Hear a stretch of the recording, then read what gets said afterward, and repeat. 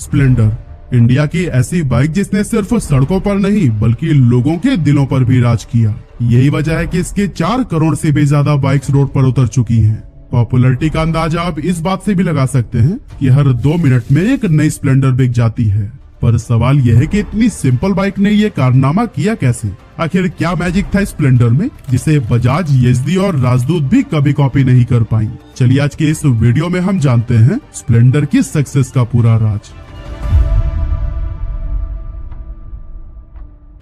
दोस्तों, एक दौर था जब भारत के सड़कों पर धूल उड़ाती बसों और हॉर्न बजाते ट्रक्स के बीच में यामा RX-100, येज़दी या फिर जावा जैसी कुछ गिनी चुनी बाइक्स ही दिखाई देती थी।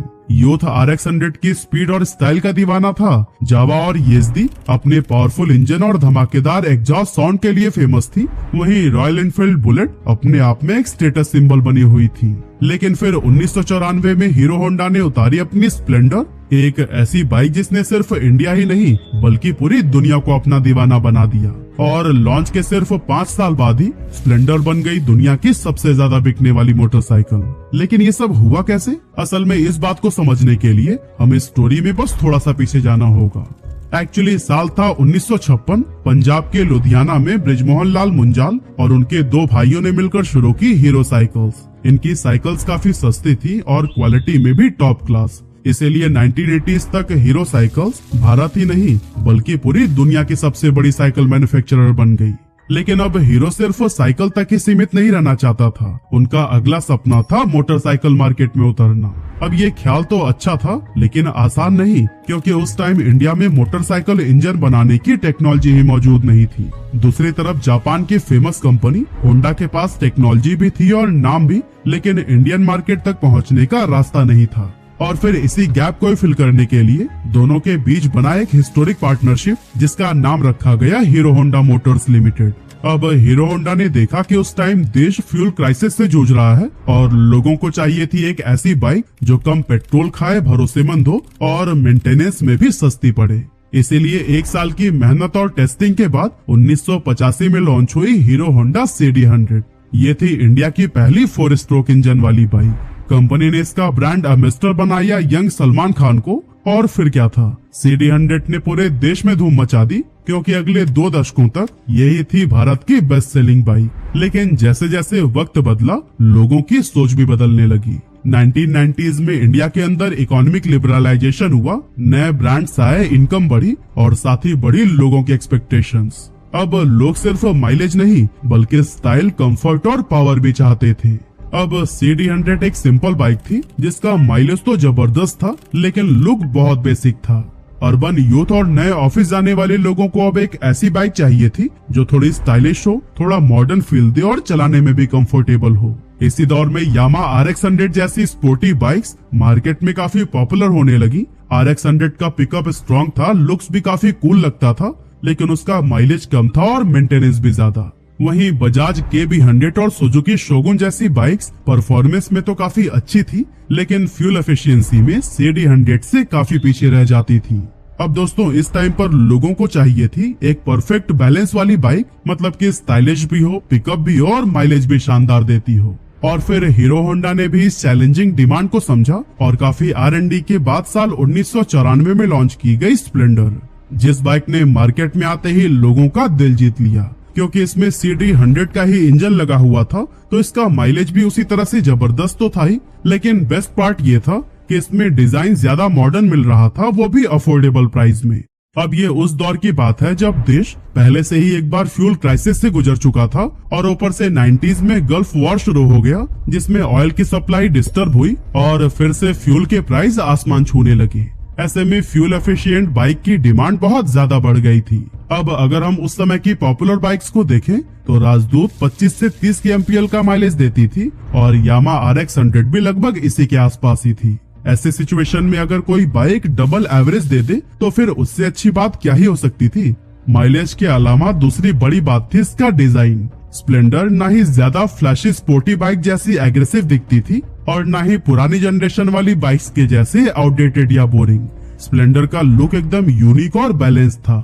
ग्राफिक्स नए थे, फ्यूल टैंक थोड़ा स्टाइलिश था, साथ ही राइडिंग पोस्चर को भी काफी कंफर्टेबल बनाया गया ताकि लॉन्ग राइड्स में भी थकान ना हो। यही वजह थी कि एक तरफ मिडिल क्लास परिवार इसे रोजमर्रा की जरूरत के लिए पसंद करते थे और दूसरी तरफ यंगस्टर्स भी इसके मॉडर्न लुक से अट्रैक्ट हो जाते थे। और दोस्तों कुछ इसी तरह से स्प्लेंडर की रिलायबिलिटी भी इसके सक्सेस की मुख्य वजहों में से एक थी, क्योंकि होंडा का बनाया हुआ इंजन इतना स्मूथ और ड्यूरेबल था कि लोग मजाक मजाक में कहते थे स्प्लेंडर लो और 10 साल तक की मेंटेनेंस भूल जाओ। इन केस अगर छोटी मोटी खराबी आ भी जाए तो स्पेयर पार्ट्स हर जगह पर अवेलेबल रहते थे, जिसकी वजह से लोकल मैकेनिक्स भी इसे आसानी से ठीक कर देते थे। कुल मिला जुलाकर स्प्लेंडर के जरिए हीरो होंडा ने टू व्हीलर सेगमेंट पर राज करने का एक ऐसा फॉर्मूला ढूंढ निकाला था जो कि उस समय किसी भी दूसरी कंपनी के पास में नहीं था। लेकिन दोस्तों सिर्फ एक अच्छा प्रोडक्ट बना लेना ही सक्सेस की गारंटी नहीं देता। असली चैलेंज होता है उसे लोगों तक पहुंचाना और उनके दिलों में जगह बनाना।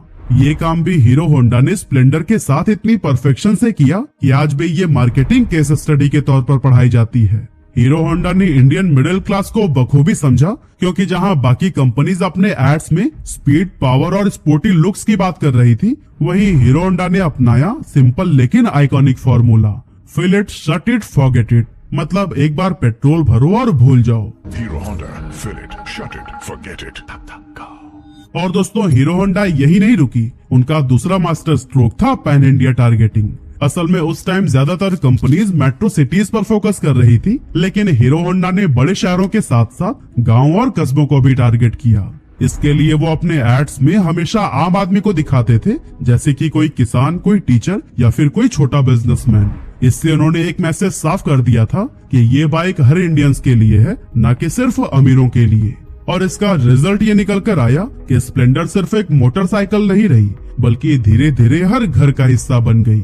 यही वजह थी कि लॉन्च होते ही पहले ही साल स्प्लेंडर के लाखों यूनिट्स बिक गए और साल 2000 आते आते ये वर्ल्ड की best selling two wheeler model बन गई। ये अचीवमेंट हीरो होंडा के लिए सिर्फ नंबर्स का खेल नहीं थी, बल्कि प्रूफ था कि उन्होंने प्रोडक्ट रिलायबिलिटी और कस्टमर ट्रस्ट का परफेक्ट कॉम्बिनेशन बनाया है।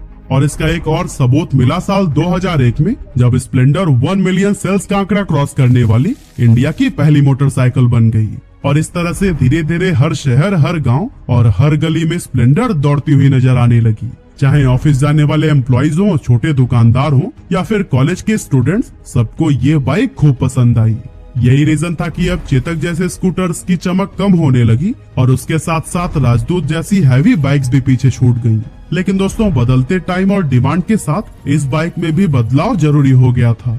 इसीलिए हीरो होंडा ने स्प्लेंडर को लॉन्च करने के करीब 10 साल बाद यानी 2004 में फिर से नया रूप दे दिया और इसे स्प्लेंडर प्लस के नाम से मार्केट में उतारा। अब वैसे देखें तो टेक्नोलॉजी के हिसाब से ये पुरानी स्प्लेंडर ही थी, वही भरोसा, वही इंजन, वही माइलेज, लेकिन कंपनी ने इसमें कॉस्मेटिक बदलाव करके इसे और भी ज्यादा फ्रेश बना दिया।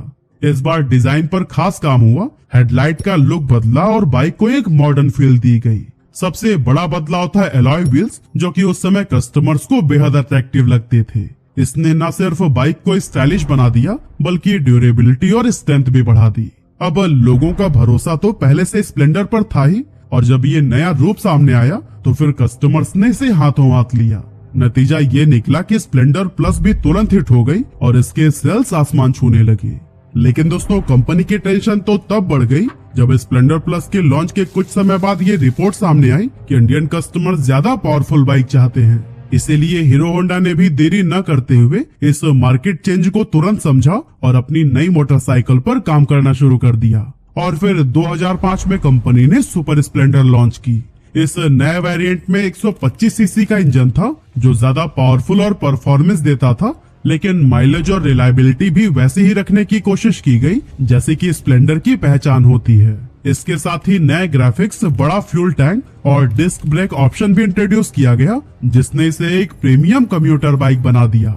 अब दोस्तों यहाँ तक तो सब कुछ ठीक चल रहा था, स्प्लेंडर फैमिली हिट हो रही थी, नए वेरिएंट्स आ रहे थे और हीरो होंडा मार्केट में राज कर रहा था। यहाँ मोटरसाइकिल बनाई गई, निगाहें हटती नहीं। लेकिन 2010 में सब बदल गया। हीरो और होंडा का ब्रेकअप हो गया।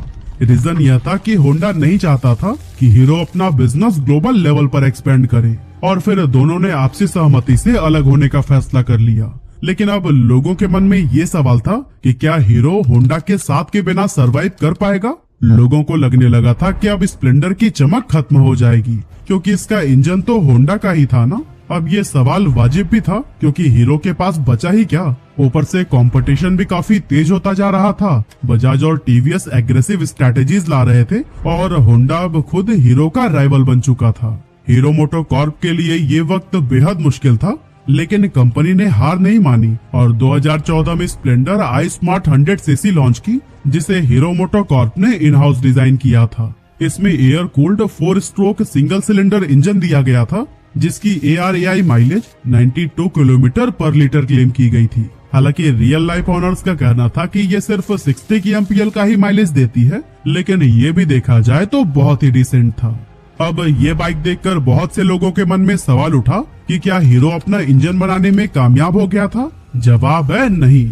असल में हीरो और होंडा जब अलग हुए थे तो हीरो के पास अपना इंजन बनाने का सिस्टम रेडी नहीं था। इसीलिए हीरो ने एक लाइसेंस के अंडर कुछ सालों तक होंडा के ही पुराने इंजन यूज किए थे। इसी के तहत स्प्लेंडर आई स्मार्ट 100 सीसी में भी 97.2 सीसी का इंजन लगाया गया था, जो कि होंडा का ही पुराना ट्राइड एंड टेस्टेड इंजन था। यानी कि डिजाइन हीरो का था, लेकिन इंजन होंडा का ही।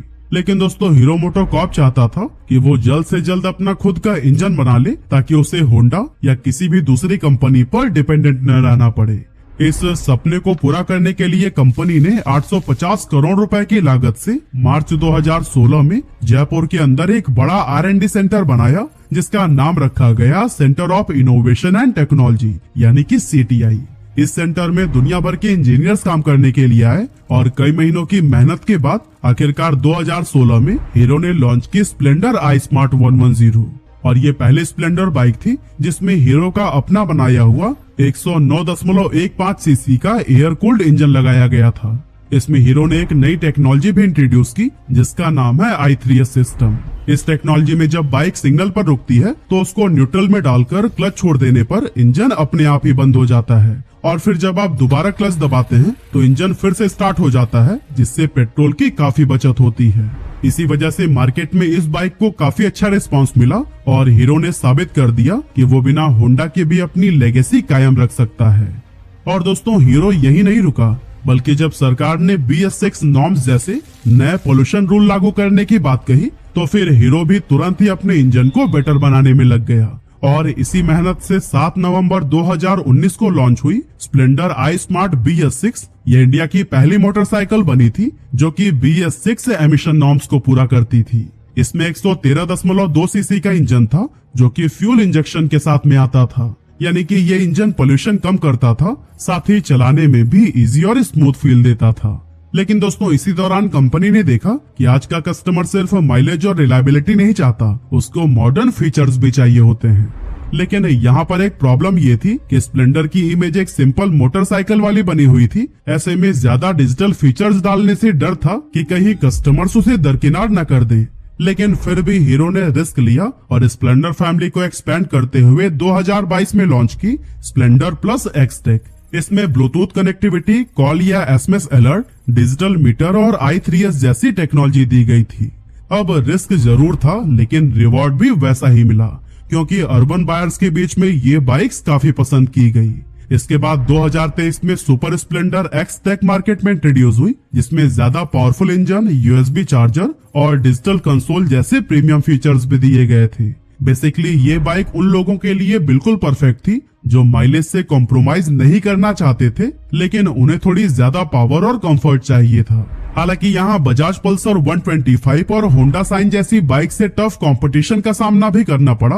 खास करके होंडा साइन ने 125 सीसी सेगमेंट में हीरो को काफी टक्कर दी। लेकिन सच ये है कि स्प्लेंडर का नाम इतना बड़ा हो चुका था कि कॉम्पिटिटर्स का असर उस पर बहुत कम पड़ा। लाखों बायर्स के लिए ये एक ऐसी मोटरसाइकिल थी जिसे खरीदने के लिए उन्हें कुछ सोचने की ही जरूरत नहीं थी, और इसी भरोसे ने ही स्प्लेंडर को हर दौर में उसके राइवल से आगे रखा। चाहे होंडा साइन हो या फिर बजाज पल्सर 125, स्प्लेंडर की चार्म और क्रेडिबिलिटी कभी कम नहीं हुई। और इसका सबसे बड़ा सबूत स्प्लेंडर के सेल्स नंबर पर भी दिखता है। 90s से लेकर आज तक स्प्लेंडर के 4 करोड़ यूनिट से भी ज्यादा बिक चुके हैं।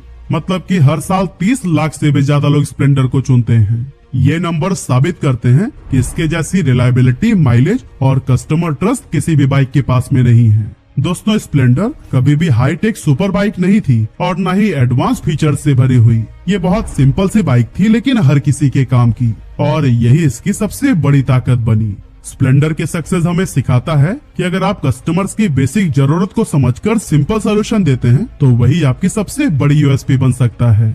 वैसे आपने कभी ये बाइक चलाई है कि नहीं, हमें कमेंट करके जरूर बताइएगा।